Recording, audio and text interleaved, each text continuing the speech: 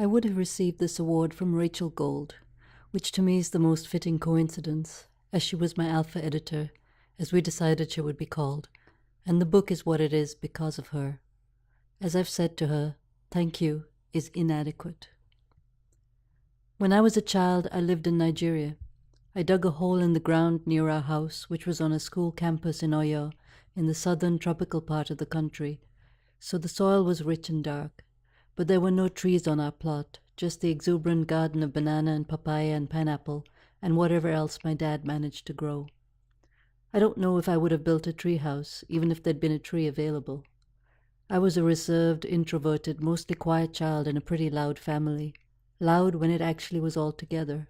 But most of my life was spent away from family, as a baby with my grandparents in Kerala, or as an unaccompanied minor in a British military boarding school in the hilly tea plantations in southern India, or living with half the family in the red dust Saharan northern part of Nigeria, or as a teen, the only child left at home, the only Indian day student at an all-Nigerian girls' boarding school, or the rare brown person in the almost all-white Ireland where I lived for nearly 30 years.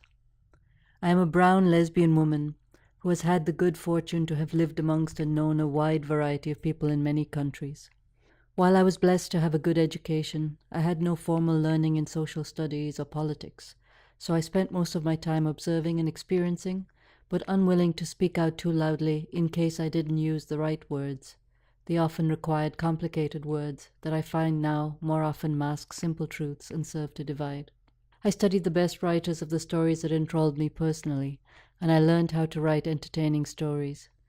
And in those stories, I found a way to pass on whatever education I had received, lessons received willingly sometimes in friendship, love, teams, sports, play, fun.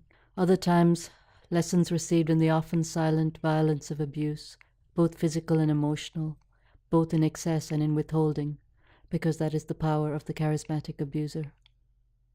An Outsider Inside explores some difficult and diverse issues: narcissistic abuse in relationships, racism in Ireland, homophobia in Indian society, transphobia basically everywhere. How we exclude others even as we tout our inclusivity because of our supposed shared understanding of the pain of exclusion. Some of the issues explored are from personal experience. I have been surrounded by narcissism and other variations on the spectrum of personality disorders.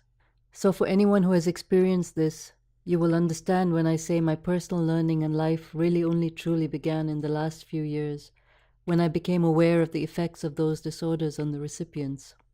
I use the term recipients now as the other words are loaded: victim, survivor, thriver, and while I agree with their accuracy and relevance, I need for myself to use a neutral word such as receiver, so that I can examine and understand with less external weight.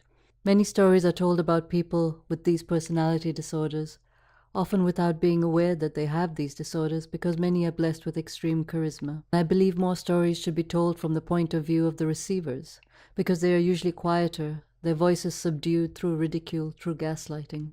I believe this is even more important now that more people recognize the behaviors and realize when they are enabling the charismatic narcissists who are applauded, who rise to prominence and power.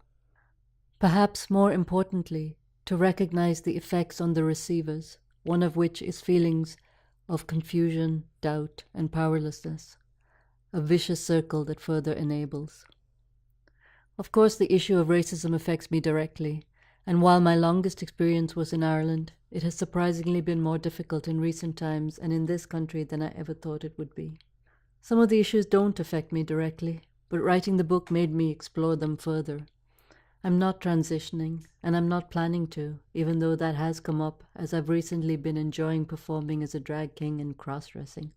I don't identify as bisexual, but that is really probably more to do with my lesbian dating/love life being complicated enough, well, mostly non-existent at the moment as I try to figure out how to actually have a healthy one. So I felt the need to write about biphobia because I realized with surprise that I had internalized it myself. I found out after I wrote the book that there was an unspoken rule in lesfic that bisexuality shouldn't be included. That shocked me, and for a brief moment I worried that the rest of the issues would suffer as a result, in that they would not get out there to an audience. But thankfully, that was a fleeting thought. I would have proved the exact opposite of my values if I did not include a censored subject solely to retain an audience for the other, slightly less censored topics. This is beginning to sound like the start of a joke. What you get when a bisexual, a person of color, a narcissistic abuse survivor, and a trans person all walk into the karaoke bar at a lesbian fiction conference. The answer should be nothing special. You pull up a few chairs at the table, and life, the singing, and the conversation go on as normal. I would never ask my bisexual friend to wait outside while I get my other friends a seat at the table. Once we're at the table, we all have a voice that deserves the same respect. But that is in an ideal world. In the real world, there are so many factors. The space created at the table, the willingness of those already there, the noise level in the bar, the crowd, the music volume and tempo, the acoustics in the room. So many factors in the physical environment, not to mention the psychological states, the history of real and imagined interactions. In writing the book, I did what I thought was my part, getting those friends to the bar, and then I realized that they don't have a voice unless the audience actually hears them. As an indie, and the world's worst marketer, I know I don't get the book the audience it deserves. I had hoped that the quality of my writing would put the book in contention for an award in its category, as I had never expected that an indie, relatively unknown author could win the Popular Choice Award. So back to karaoke. Winning the Bannon Popular Choice Award is most important to me because for a brief moment, the microphone gets shoved into my hand and I have a chance to share a song about my friends, so that they can live with a little less pain if the audience recognizes them as fellow human beings. But I can't tell all their stories in one speech, so I get to say their names: Jaya, Ishmael, Isabella, Lana, Chloe, Zara. They are not real people, but they are real lives. Your neighbors, your friends, your family, your readers, your writers. I hand the stage and the microphone over to them and let them sing in my book. I would love you to meet my friends, and I hope you love them as much as I do.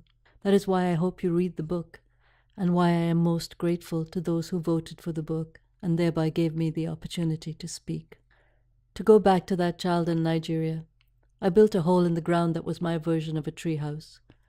It even had little mud shelves and seating. That's where I played, alone many nights, apart from the imaginary companions I gained from the pages of the books I read. But this particular story is not about my gratitude to the authors of those books, though I have bucket loads of that. In The Gifted Child, a non-fiction book about personality disorders, a woman who grew up with narcissistic parents says to her therapist that she's ashamed because she keeps looking for love from partners who are like her parents. She exclaims in shame how she's an intelligent woman, but it's like she's been stupidly talking to a wall, expecting to be heard. And the therapist says something about not being too hard on herself, and to think about how lonely a child must be to talk to a wall.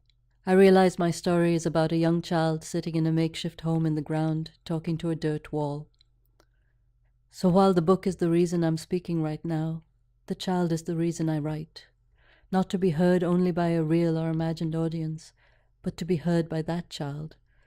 To say to that child that the only audience that matters in the end is you, and you will never be lonely again if you remember that and you hear that true voice. That voice will never abandon you. It is always present in you.